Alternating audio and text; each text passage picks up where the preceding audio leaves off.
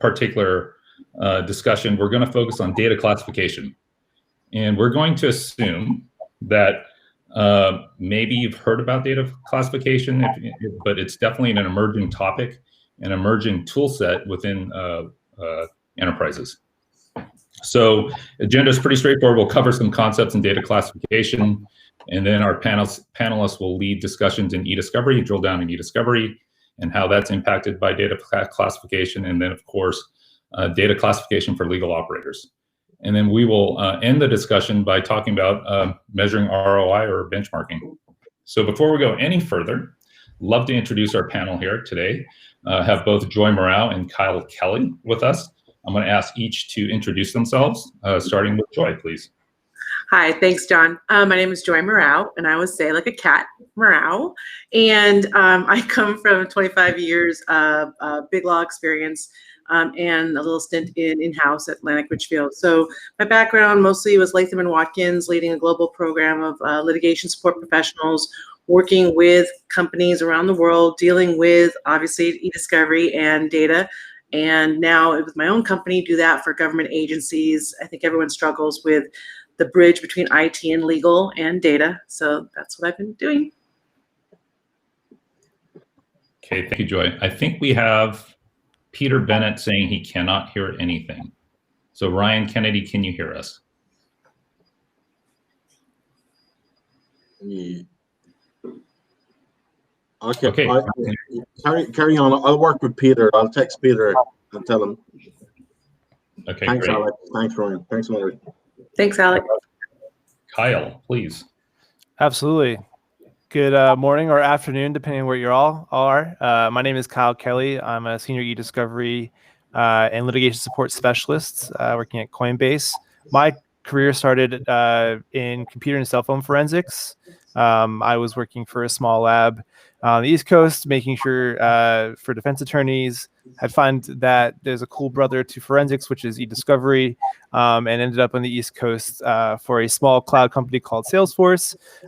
Then jumped into doing some e-discovery software itself with some e-discovery startups, and then wound up doing e-discovery in-house, where I support IT, legal, compliance, and security initiatives. So excited to be here today and looking forward to kicking this off. So I'll hand it back over to you, John.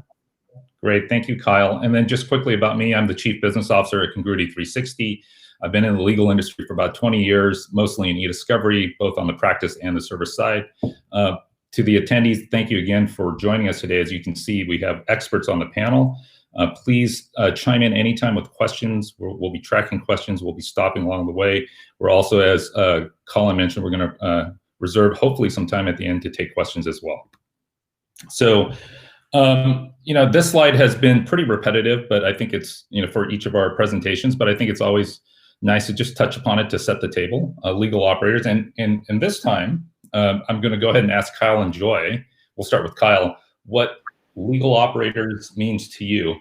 For me, it's really an emerging category or job category within the organization, and that person's been very responsible for aligning the interests of the Office of General Counsel with the overall business interests, so almost like the legal whisperer. And from what I'm finding, these professionals are coming from all across the industry, both the corporate side, a little bit on the e-discovery litigation side, and then also on the business side, and really selecting tooling, if you will, if that makes sense. So Kyle, what is your impression of legal operators? Yeah, thanks for the question, John. Legal operators is sort of the core, I think, of everything that refers to what's going on in legal technology, process and procedures, data retentions, which we're going to talk about today, how to embody that. So it's all about the people, process, and technology. I think is sort of where legal operators really is a good place for people to just get a good understanding of that, whether you are just out of law school and you're have your first job at a big firm, or you're still in school and you want to know about what's going on in the e-discovery forensics world a little bit there, or you're a seasoned veteran and you're taking on the biggest challenges in large regulatory spaces. It's a space for everyone to kind of come together, share good ideas, and make sure that everyone's sort of elevated I think that legal operators really gives an opportunity for everyone that's involved to elevate their career, knowledge, and network. And for me, I mean, legal operators is that safe space, right? I do see that ebb and flow between law firms in regards to the legal teams, but more so our specialized practice support teams. We used to be called litigation support, or now they'll consider us e-discovery gurus, right? But we're that middle group that bridges the IT with lawyers at a law firm, but now we're also starting to hit that between being the bridge of outside counsel and the IT departments of a lot of corporations. And then you see us working a lot with vendors and just having this iron triangle and trying to work amongst that. And like you said, John, people are ebbing and flowing into the corporate legal operations space as it's matured through the last 5, 6, 10 years. You're seeing that it's moving away from just finance and e-billing to true operations and business unit technologies. And so that comes in with the cybersecurity and privacy and e-discovery like we're talking about. And I feel like from a staffing perspective, this is a great opportunity for our law firm or e-discovery specialists that people don't understand. I think you look at innovation at law firms and it usually has come from our specialized group of legal technologists, because we've always had to listen to the practices and figure out how and what technology we're going to buy or make because they didn't exist like 15 years ago. So I think this is a prime and a perfect space for us to come together and I think you mentioned network, Kyle, network and enhance that conversation, and then realize, wow, I didn't realize that you guys do this, and maybe come on over to the corporate side. So I think it's a great progression for a law firm's e-discovery person or legal technologist to move towards corporate legal. So I think it's a great space. Yeah, definitely. Appreciate both your perspectives. This decade should be the decade of legal operators for sure. And Colin, you didn't expect this, but since you're on here, would you like to say a couple things about your 4 pillars? I really like the framework together. Yep. Oh, thanks for the surprise question, John. I love those. Yeah, happy to jump in. It's my mindset when I was building this 4 pillars. It looks really kind of simple, just kind of looking at it, but a lot of thought went into it. I sat down. I was working at Twitter at the time, and I teamed up with Akshay Verma, the head of ops at Facebook, and we were looking at all the different, variations. Like I think Clock had a wheel of 12 different things. ACC had 7 different things, and all were very, very valuable.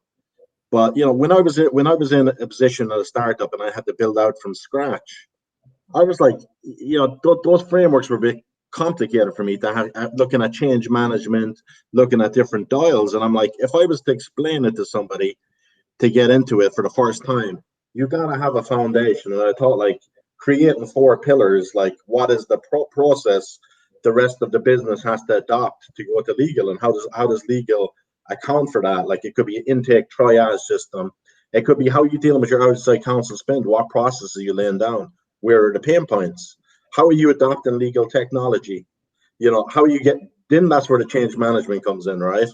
And then, what is your spend optimization? And I say spend optimization instead of, spend savings. It's just like, how are you reappropriating your budgets when you're actually using the data analytics to measure your KPIs, telling that story to the business. And the whole premise of putting this together was like, hey, legal operations isn't just a tactical role. It's really a strategic role where you're showcasing to the GC and the C-suite in some circumstances, how the business is operating, and you're measuring everything, from your process technology, looking at your spend, and then, benchmarking with your data analytics. And, I thought it's a good framework to start.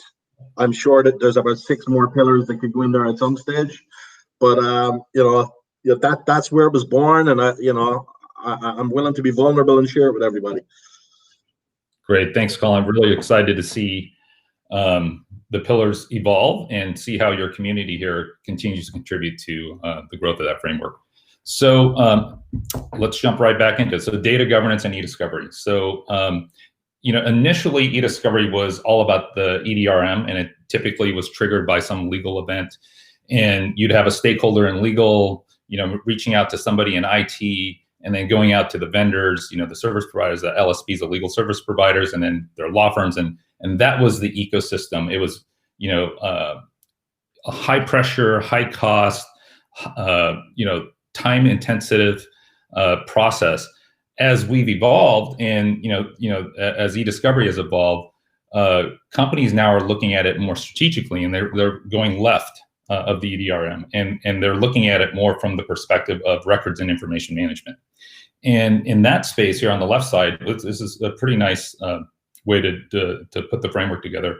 The stakeholders are a lot greater, right? You're seeing stakeholders from the business side, from security, CISO, legal, IT, and there really is a collaboration that we're seeing anyway from our perspective across various stakeholders in the enterprise. So it's much more strategic, as Joy mentioned. The legal operator is becoming much more strategic, and as companies move into this world of digital transformation, I'm actually on the next slide here. One of the problems, I don't know who's expanding this slide here. Is it you, Colin? You can go back to normal size. But anyway, so as companies are moving into this digital transformation or moving into the cloud, the common problem that they're facing is they just don't know where the data lives, right? And it's a very common problem. Probably 99 out of 100 companies are going to have this problem, and there really is no single view of all the data across the enterprise. And what's exacerbating the problem, obviously this is a known quantity, is that data is not going to stop anytime soon. It's going to keep growing and growing and growing. And that's where the challenge is for legal operators, for legal departments, is you have this, I want to say, this keep everything mentality, and you have this thing called dark data. And dark data is just, a fancy way of saying, a lot of data that you just don't use. And then within that dark data, there's this ROT, right? And ROT is this redundant, obsolete, and trivial data. And Gartner, and tying this back to legal operators, I think, and why the emergence of the legal operators role. When Gartner went out there and talked to various legal departments identified this issue of not knowing where the data is, not really having a plan or framework to respond to the ever-changing regulatory environment as it relates to data and privacy and things like that. And so the importance of legal operations, at least from my perspective, has now really emerged, right? And it's now at the fore. So lots of use cases for data classification. Data classification, what is it? It's basically, categorizing data, and it comes down to, from a legal perspective, retention, right? And it's what you keep. And in our world, and the way I think about it is, there's the business bucket of what you keep, so all the crown jewels, right? There's the regulatory bucket or compliance bucket, the stuff that you have to keep because of regulatory compliance. And then there's this other piece called e-discovery or litigation, and that's the preservation bucket, what you keep. And all of that, each one of those buckets obviously has some interesting components that are driving the adoption of data classification. And primarily it's the cost of data storage and the risk that's tied to just keeping everything, right? And that being said, Joy, I think this is a perfect segue to allow you to dive deeper into e-discovery and talk about that. Well, thank you, John. Because I think when we go back and you talk about, for example, all the different systems from an IT perspective, right? We're maintaining systems, we'll help procure systems. But what you're finding in large organizations, the different business units are the drivers to acquiring these new technologies. And so we're looking a lot at features and functions to meet that business need. Maybe you'll bring in the CISO to address the security protocols of that company or that system. But it's very rare that I have someone come in and look at all the different types of data logs that are being generated on what is the dark data that's being created here that we're not aware of. It's kind of funny how we've kind of ignored that when we bring in new systems. It's not really an item on our checklist more immediately, not yet anyway. But as we move forward and you go to litigation, what people, especially for repeat litigants and large corporations where you're starting to have more mature legal operators, where you're actually being you're responsible again for more than just e-billing, right? You're responsible for the proper issuance of legal holds. You're responsible for the legal hold system, and being able to, again, have a full inventory of all the different data sources that we may have to collect from or even negotiate early on. And so that just goes into the costs and the e-discovery costs, as like the slide says, is that there's redundant information, obsolete information, trivial information, again, dark data all throughout the life cycle. And so as a good legal department may or may not in-house be thinking about, but now with all the different compliance requirements, you're starting to ask, you know, where is the personal information? If we do get a CCPA request, where are we storing this information? And so you start to dig deeper. So I think you're going to find that there's going to be more communication or required communication between IT and some of the systems people in regards to SQL or the database administrators to help you identify those. So as you move forward with data classification, again, when you look at the slide, there's so many different categories that you're going to classify things into. But from an e-discovery standpoint, once someone sues you or there's a litigation is imminent or you can forecast that it's coming down, you're going to have that trigger, right? And so that's the first thing is, most people think about the triggers they can see. If you just fired someone and they're screaming at you that they're going to sue you, okay, I think a trigger's been pulled. You better call your HR department, which hopefully calls legal, and hopefully you have a whole process around that so you can actually go ahead and issue a proper legal hold notice and all that goes with it. And I put in there that a trigger should hopefully trigger data questionnaires so that you are being more precise about when this, when an action actually happened, so you can talk to the people who have access or who are part of this case or this event, that they can start to narrow down more immediately for you the systems that may or may not be involved, so that you can preserve more, more targeted and more selective information. Because I think that's what I find, John, that a lot of people don't do that, don't have that activity where they've investigated a little bit from the front. So they'll just collect everything, right? Just collect or preserve all of Joy's email from 2015 because we don't know what actually happened or when the specific issue may have started. So I think that's kind of interesting when you think about triggers, and from a legal department standpoint or a process, even like I said, HR, or if you have an agent who's receiving actual case information or complaints, you're being notified of a complaint, who's getting that and who's pulling that trigger to make sure that you are issuing a legal hold and that you are doing a little bit of the investigation required to identify the data sources. But to that end, even thinking before in a different department, and when I think about corporations, the people maintaining legal holds aren't usually the people maintaining the systems, and maybe not the owner of the data map itself. So from an IT infrastructure standpoint, mapping out your systems from a high level, but then more about the content. That's great that I have the systems, and with global corporations, where do these data sources actually sit are going to be a very important part of your ability to actually collect downstream. So just having a map of the systems, but also the content, like what pieces of information are actually being stored on those data sources, because maybe as you move forward and you have your meet confer, which is a part of the process you'll see downstream, that your legal team can try to exclude systems so that we can start to pull away things. And again, that raw and duplicative information or even obsolete, we have on this list about data legacy systems. As people go through migrations, you should include your legal department when we talk about, are we shutting down systems? Are they fully being migrated so the data is being put and housed and stored and retained in the new system?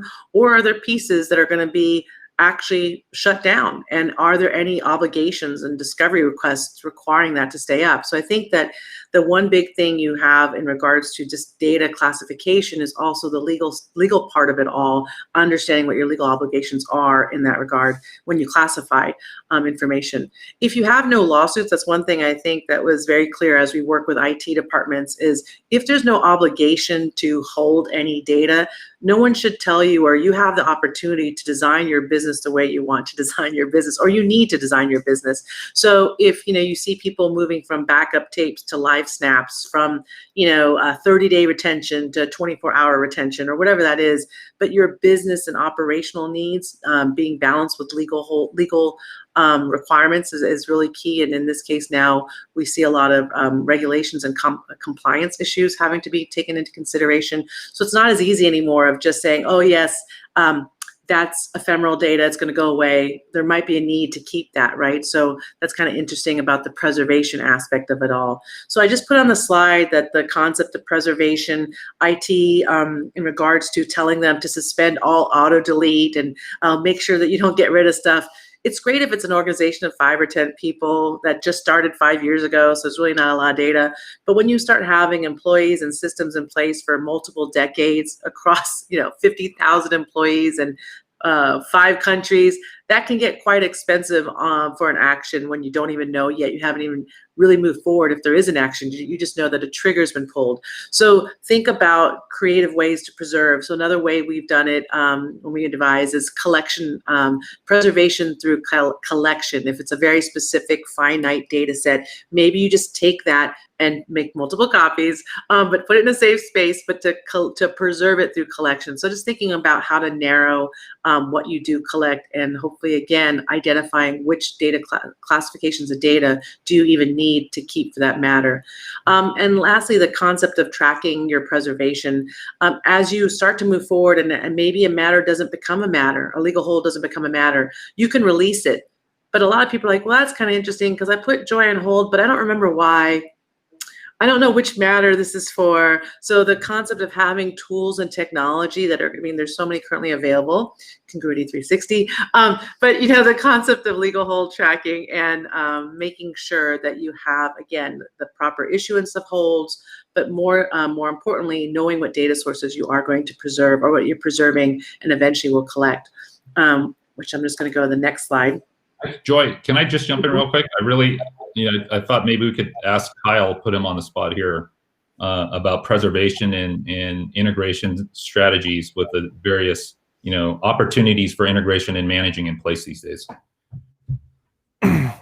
Thank you, John, for putting me on the spot. I appreciate it. So the way that I think about preservation is that it's integral to making sure that you have everything you will ever need, potentially for any active litigation, regulatory request, etc.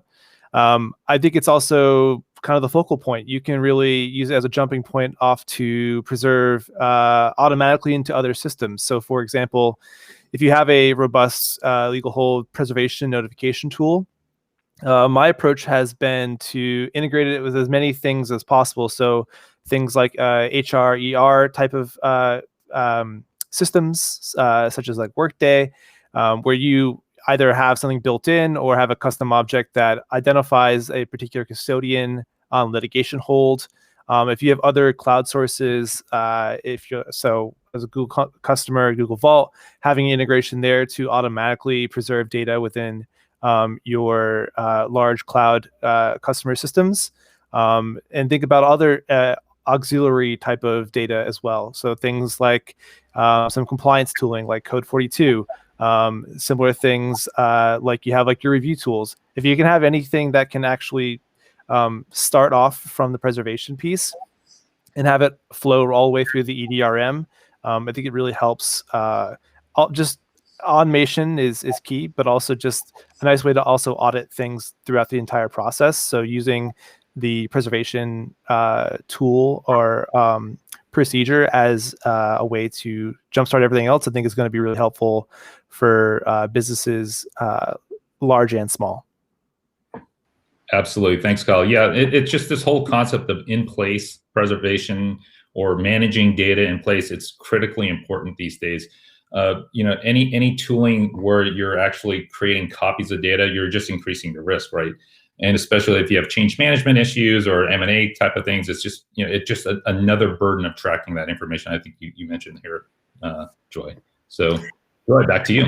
Yeah, no worries. And then to that end, again, it's that collaboration and cooperation with IT, right? That you need to make sure you have buy-in from everyone. You don't want them to say, oh, yeah, we're going to do that, and then turns out, oh no, we didn't, because we couldn't the backup tapes were starting to get too full, and so we stopped retaining that information. You're like, oh no, that's not what's supposed to happen. So there are just so many points of failure. So again, that concept of in-place preservation really has changed the dynamic on how, and the costs, to be honest, associated with that. So it's great. I don't know the statistics, but there are so many matters that we put on hold, but that actually don't come to a full case or actually turn into a full action. So it's interesting, again, if you can save some costs there. But in just going downstream from the EDRM, I think if you saw from that slide, preservation moves right into collection. We're moving now towards actually processing data, reviewing, because we'll probably have to, at this point, respond to discovery requests. And in that, I think when you talk about the legal part of everything, working with your attorneys to understand what the case requests, hopefully they've done a great job during their meet confer and have really narrowed down the scope and have identified which areas of data, which custodians.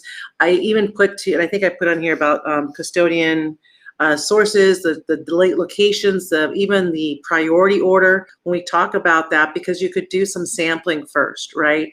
Like, who do we think are the big hitters, and why would we collect from, the 4-tier down person that maybe only worked on the matter or the project or the situation one day out of 5 years. So really be targeted and thoughtful about what you're collecting, and again, using your tools to best do that. So some of these tools, when I really talk about creating an index of in-place information, leveraging that and running search terms and modeling it for the case teams so that you can go and negotiate better with the other side, because obviously they're not going to want to receive millions and millions of documents either to then review on their side too. So to that end, the collection part, making sure it's defensible. People ask about different ways, and as we incorporate, like you mentioned, fuller systems, which I think are great, that they're already integrated and they're pulling specific things. I don't have to worry about the authentication or the chain of custody of information flowing from one system to another. So you'll see that as our technology becomes more streamlined, you're having systems just push that data for you instead of having a person come in and actually physically collect and do all that. But either way, from the standpoint of a legal operator, someone who's doing all that, the documentation and defensibility of your practice is going to be very, very important, not only for the immediate cost here, but late down the line when they're going to argue that you did something right or wrong, the hours, the attorney hours and case time it takes to negotiate or to defend that practice, you can save so much in those legal fees if you have a solid workflow for you from this whole EDRM process. So just going from collection and then processing, there's so many different ways in regards to minimizing that redundancy, identifying redundant information like the hashing and finding duplicates. Sometimes hashes don't match, and so you might have to do what we call textual deduplication, making sure that they're textual 100% identical from a textual match standpoint. Also, there are rules about only producing one copy of something. So again, minimizing the redundant information. Email threading, when we talk about obsolete information, some people would argue that the previous versions of one document are obsolete because you have the final document. And that's interesting because it's going to matter on your cases. So working with your legal teams to define what is trivial information and versus obsolete information in regards to your case might be different than people identify from a data standpoint. So the case may be about data that's sitting on RAM. Well, then you're gonna have to make sure we're doing a lot to collect that because that's part of the case. Or CAD files are irrelevant. Well, that's interesting because we're suing CAD. So, we need to get that data. So, it does matter in regards to the case and what's going on in the nature of the case and the parties in the case. So don't always think that all data is the same and all data that classification is one step towards understanding how that's going to affect e-discovery.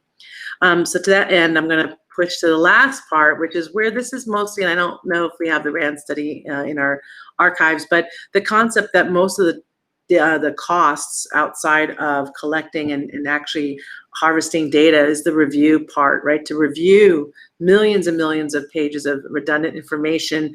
Again, how many of the emails are like, thank you, bye, see you at lunch. Those I would think are trivial pieces of information, but because it was in your mailbox, because the the way we practice, we retain everything as an individual custodian, that adds more to the concept of review. So hopefully learning and using active learning and other types of analytics in AI, artificial intelligence, to help get through that data is going to help hopefully narrow down the costs there. One other thing when it comes to other types of reasons why you would do an e-discovery workflow would be compliance, and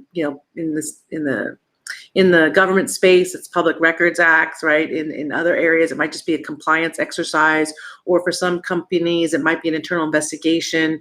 Whatever that is, you're going to be utilizing the same kinds of needs, or you need tools to minimize that data so that someone could review it. So think about search terms and date culling, but more so finding like documents through artificial intelligence, and also identifying personal information and using like auto redaction technology, because pretty soon, you need to make sure that you're anonymizing information and making sure that whoever's receiving it doesn't have access to PII. So from an e-discovery standpoint, from a data standpoint, all that's in there. We don't do a great job from an individual contributor to cleaning up our data. So I think it's that burden has been put on IT just to manage all of our ROT, right? And so the dark data is a whole nother area in regards to all the information that's being created by the systems. Non-user generated or created files, I think, are interesting because, again, those logs may tell a story that our attorneys need. So they're not always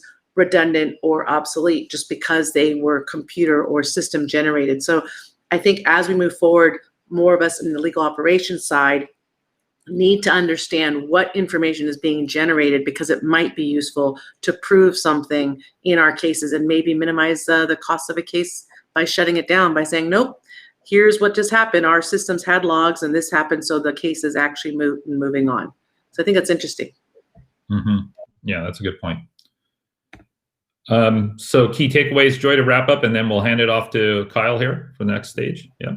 Hopefully I walked through this, but the strong information governance practices, again, legal holds, working with your IT and business units, because again, we focus so much on functions and features, you forget why we even brought it in, or what kind of information or data is being generated behind the scenes. Being able to know the action of the matter itself, so you can be very targeted in your collections. And then lastly, hopefully you're using tools and streamlined workflows to identify and then reduce the impact that ROT and dark data would have on your costs. Yeah, and I think that's a great point, especially point number 2 there, key takeaway 2, working with IT and other business units. Perfect segue for Kyle to talk about, from an in-house perspective, what you're finding in terms of data classification and working across the organization. Yeah.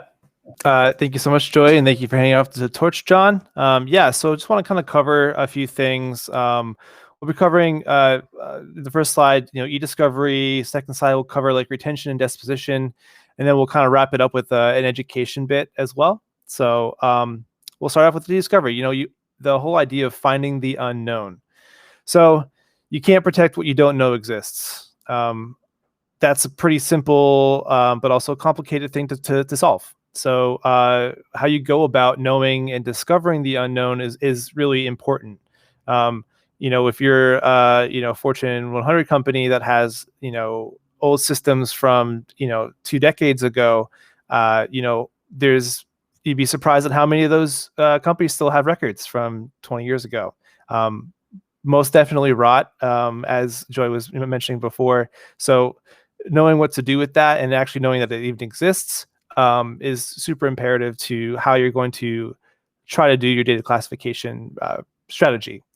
You also want to bring the right people. You want to gather the right subject matter experts on either the data sources that are involved, as well as just people who have been able to manage it for so long. In like the idea of someone who's had data for 20 years, and bringing the right stakeholders. So that includes both that perspective can come from your own internal team, whether you have a legal operators team or you have someone on the IT side who knows this data in and out. Bringing them up to speed on what you need to actually do with that data, how you want to treat it, and then activate a plan to address whatever scope that you're going to attempt. So that can be dependent on whether you're on the law firm side and the client, as well as what industry you're in. So if you're in a highly regulated space, you'll want to be able to address that in a very structured way. And you might want to bring in more data stakeholders than just are inside your organization, such as subject matter expert outside counsels who will have better ways to guide you through a tough regulatory landscape. Second point I want to go about is empowering the business. Through understanding, actionable decisions are executable. So through knowledge equals power. It's kind of cheesy, but it pays itself in dividends through and through.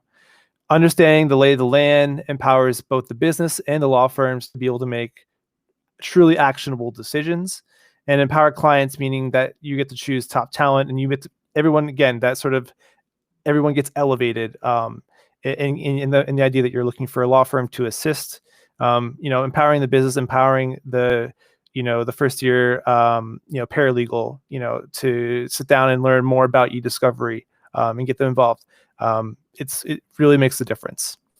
And then that also goes in line with effective efficiencies, capturing top of funnel through visibility, data, and intelligence. So you can start off by evaluating sort of like the current landscape of billing and, how many average of your collections, how much is that costing, how much is average review costing, productions, and so forth. Ask yourself that question. What if I had better controls on the data, and think of that current cost landscape, how you can apply better classification, having less data to sift through, be responsible for, and then inevitably, lower your cost. And it might not always be obvious in the POs that you end up having to send out. Understanding that data and controlling the scope better can actually help your negotiations with regulators or outside counsel. And being able to understand if you're given a terrible scope. I have to say, in my personal experience, I've never been given a great scope from the get-go. It's always like, this probably is asking for way too much or looking in the wrong direction. And by having, empowering your legal team, either your outside counsel, inside counsel, as well as your internal SMEs, you can better help define a scope and kind of get down to the nitty-gritty without having to do many rounds of costly collections and productions to get down to what, if you had an honest conversation with, again, inside, outside counsel, regulators, whatever the client might be, to kind of narrow that focus, or at least be able to find easy ways to give information without having to produce, without going through all the steps. So again, sort of on the efficiency piece. And then better scope is better awareness. This is really corny again, for those immoral technique heads out there, read between the lines and free your mind. You get a scope that sits there and is not really, it's masked with expecting that you're going to give them everything. And when you're able to come back to the table with an intelligent way to address that, it really helps you be able to find that scope and know the data set better, and then usually finding common ground and be able to offer it at a discount, either to your internal customer or just leveraging the entire team. So I'm going to move into the next slide here for retention and disposition. So be intentional. With great knowledge comes great decisions. Knowing your data footprint, segmenting retention on the importance to business and your applicable industry. So being able to know that you have to, preserve things for 5 to 7 years, depending on your industry or depending on your country. I know that the regulations in some countries in the APAC, they're minimum 10 years across the board. So by knowing that, being intentional about how you may even expand your business or how you're going to segment your business, because I can only imagine you trying to get into a new geographical area and have high data volume, but you want to make sure you want to segment that to your customers in a way that A, they're going to appreciate it, and also B, you're not going to get caught up holding too much data, holding the bag. Can I jump in there quick? So the being intentional it's a really important point, and I think it's worth emphasizing, especially with the type of tooling that's available today for organizations. And if you're a legal operator, you can pretty much just presume that your IT department, your CISO, your data officer is looking at if they have not already brought something in on data classification. So they're connecting to the various sources, and to the point of being intentional, the tools allow for companies to create policies, right? So as data is being classified, there are policies that can be followed and automated, because it's just, obviously impossible to do this manually. Would you comment on that part of being intentional? Yeah, no, I mean, I'm talking about the strategy here, but yeah, the technology piece, yeah, by being intentional about what you're using to scope, not only just thinking about what you currently have today. So again, if you're like in a startup environment, your client base or, the type of data that you're going to be bringing in may be completely different either a year, 18 months from now than it is today. So if you planning on using tooling that's going to cover you for today, but not 1, 2, 3 years down the road, sometimes even 5 years down the road, then you're doing yourself a disadvantage. So I think that being intentional about not only the staff that you bring in, the process and procedures that you implement, but also the technology that you're going to utilize. And then also, if you have the opportunity to be in-house, John, you can probably speak for this more than I can, but be hard on the the people who are making the vendors. Like, you're not doing yourself as a service by being shy, and maybe shy is a bad word, but if you see something that requires innovation, like if you're already paying them, you might as well ask them to make a note and try to do that. And so that kind of goes into my next step of like having a well-scoped retention allows room for confident innovation. So if you have a problem that you don't necessarily have a way to address today, if you're able to make business decisions, whether it's through technology process or processes, you can save yourself a lot of grief down the road. And that kind of, go ahead, Joy, you had a question? I was going to say, I think some people on the call might think that they don't have the position to be intentional, right? Like, oh, I'm downstream, and so I can't really say anything. And I think one thing is when you see it, you should say something, right? And that I do this, I manage data. So when you find your champions who can help, if they could be more intentional, you give them the information so they can run with it. Or find and identify what is valuable to them. So what speaks to them might be money. What speaks to them might be time. And money could be time, like overtime. Like, oh, it's taking us a lot longer because there's just so much going on. So use the language that means something to them to motivate them to listen to you. Because a lot of us love numbers and zeros and ones, but other people don't. So I might have to make a visual saying, I know I give you this Excel spreadsheet, and doesn't mean anything, you haven't done anything, but I did it as a nice beautiful color chart, and they're like, wow, we're over. Yeah, you're really over. So sometimes you just got to find a different way to say what you're saying. Totally. That's a great point, Joy. Yeah, absolutely. That's huge. Yeah, if you don't feel like you have the voice, that kind of goes back to leveling up, getting everyone sort of educated a little bit better, which we'll touch on a little bit later here. But finding the in-person or that internal subject matter expert or someone that you can collaborate with, lay it out in a way that makes sense to them. I know if you're already bringing it up, it makes sense to you, and then have them be that be the one making that intentional decision when either discussing process or technology or discussing with outside counsel. So I want to kind of call out, don't go it alone. Teamwork makes the dream work, sort of thing. Best ideas should be shared with those who you trust but verify. So having a trusted outside counsel to vet your retention decisions, I think, is worth its weight in gold. You can have all the yes men and yes women inside your organization, and they say, yep, this sounds great.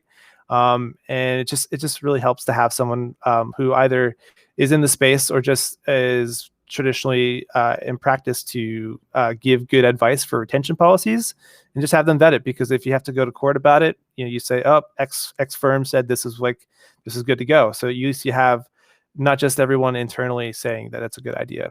And then engage with other parts of the business to help inform and align best practices. You're going to have data owners from different parts of the business that don't have a security or a legal centric way of thinking about how that data is taken care of. Having kind of bringing the table together with those different people in the business really can help them not only trust you, but then, they can trust the process moving forward, and better process just eliminates problems in the future. And that also goes hand in hand with maintaining a good knowledge base on retention that can level up the entire organization. More specifically, focus on the legal organization that everybody knows, but it also helps for the whole company to know, so that you don't run risks of having someone who doesn't know make a faux pas on internally or a public stage. And then always have your best foot forward. Put on your dancing shoes, even if it's a dress rehearsal. Having a solid retention that the entire company champions internally. So, making sure that you have your best foot forward no matter the scenario.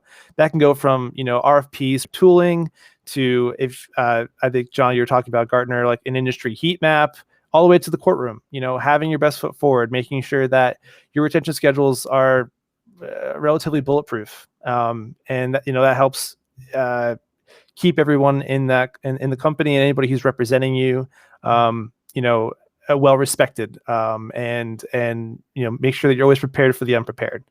And it also helps you become a leader in the industry. You're pushing the status quo, you're asking the tough questions, and then you can celebrate leveling up the entire industry.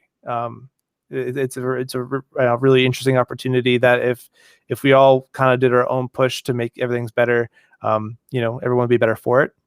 And then, in a way, never come unprepared, become a force to be reckoned with, be celebrated internally and externally.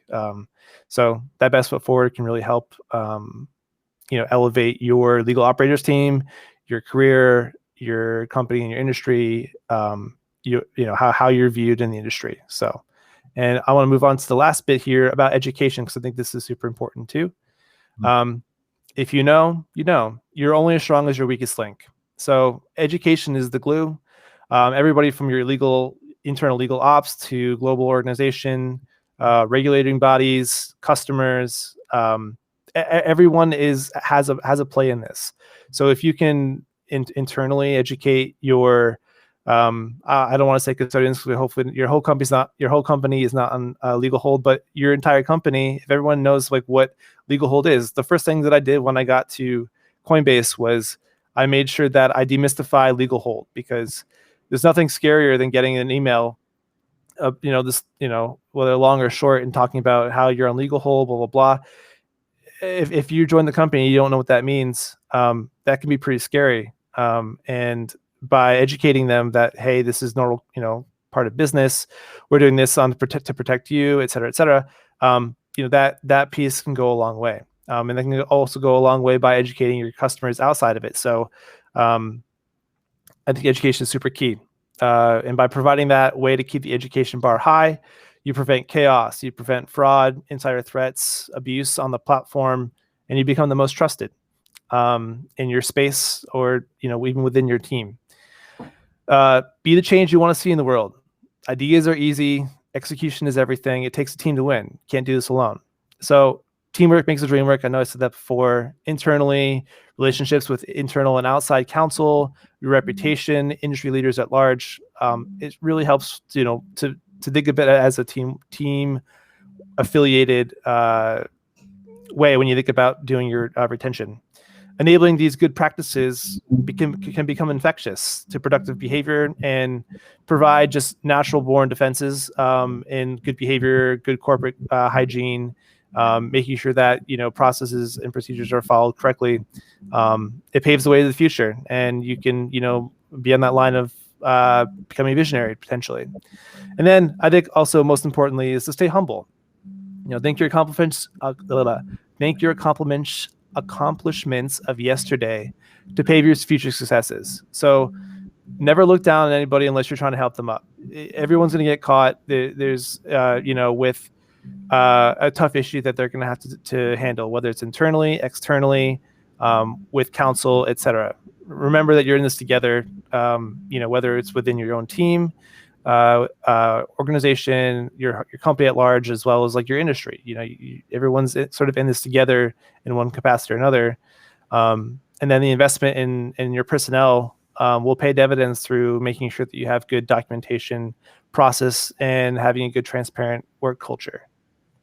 And then I think I will wrap that up with the key takeaways. Again, I know I covered a lot there, but visibility, again, you can't protect what you know, what you don't know exists.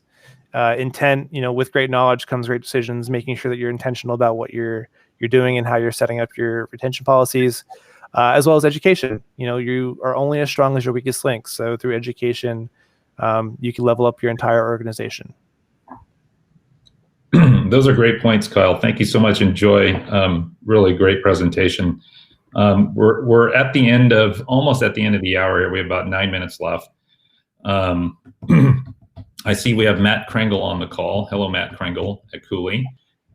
Really great to have you. I can't think of anyone better to have in your corner when you're talking about scoping, right, and e-discovery scoping than Matt Kringle, for sure. But just to wrap up here on this last slide here, benchmarking, and this is it's the fourth pillar for Colin at Legal Operators. And I thought it was really important because at the end of the day, Joy mentioned, a lot of folks are really interested in numbers, right? And you have to show a return on your investment. And when you're picking out tooling out there, you're for data classification. So if I could leave everybody with anything, that it's happening as companies continue to move to the cloud.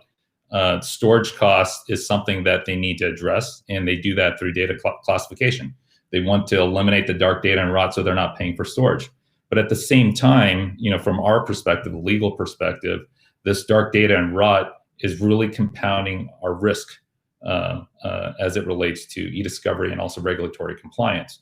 And so if you're not part of the conversation, you need to be part of that conversation. And if you need to find that champion or you are the champion, have the courage to go do that. As you can see here, when you're able to identify, I think, Joy, you mentioned Rand Corporation, that study.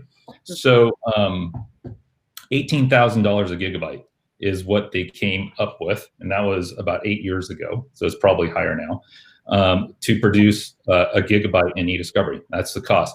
And the way that breaks down is 73% of that is document review, and about 27% is related to collection and processing.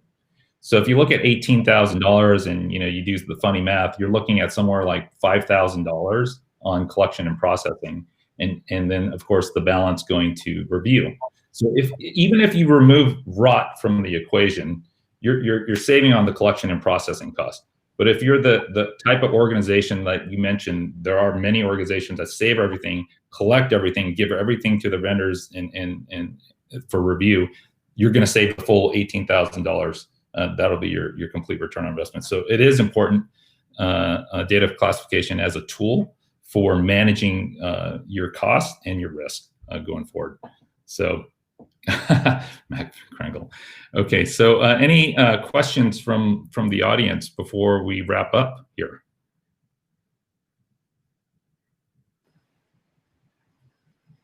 Okay, I don't see any, which is great. That means we did such a great job in explaining what this is.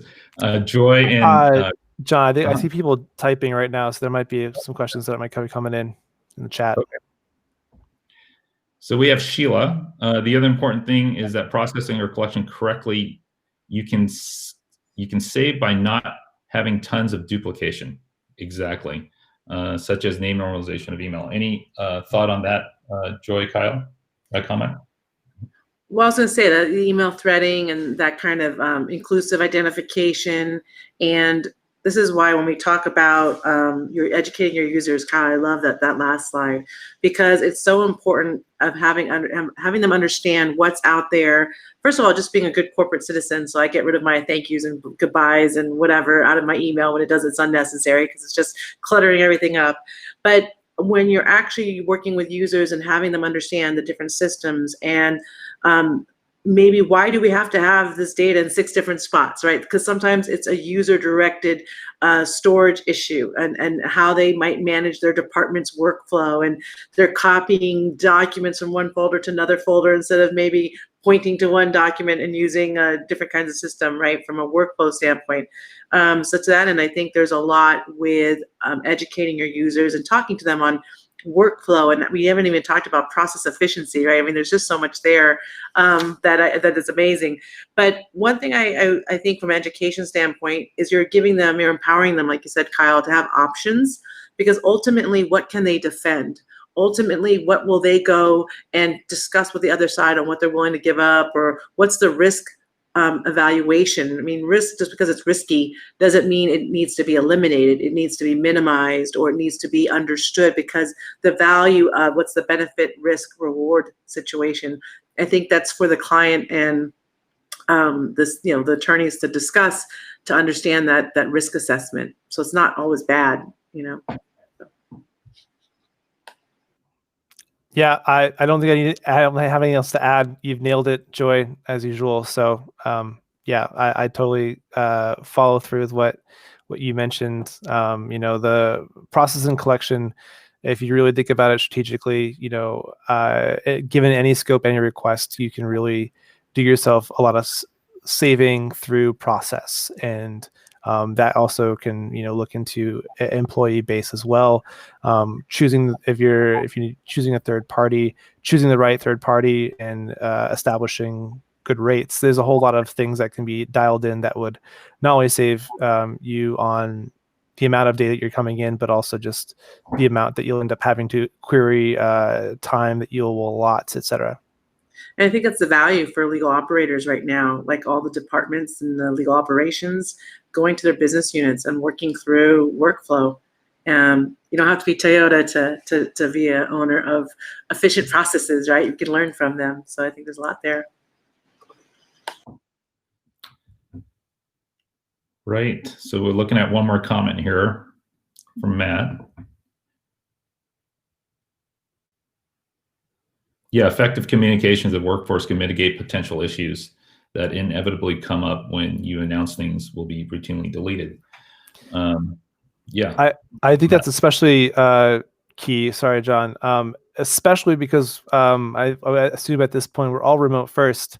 That has probably been the most difficult shift, I think, for some people. I mean, I'll admit I struggled a bit in the beginning.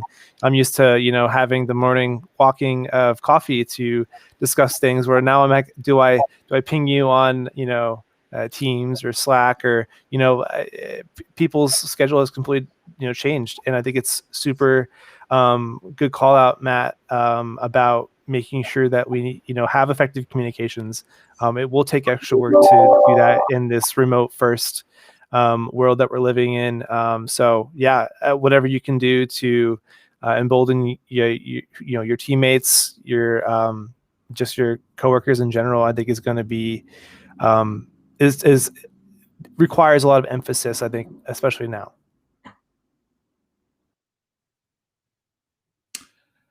Well, we are at the hour, and I really am happy to have everyone here. Thank you again to everyone who attended. Thank you to my team, Mallory and Ryan, for helping put this together. Of course, thank you to Kyle and Joy. You've been amazing. And Colin, with that, we really appreciate the opportunity here. Okay, fantastic, everybody. Thanks, attendees. I appreciate it. Just as a follow-up, I will share the recording with everybody and a PDF copy of the slide deck. And thanks again, everybody. Kyle, Joy, John, that was amazing. Congruity 360, true partner of legal operators. Thanks so much. Bye, everybody. Bye-bye. Take care.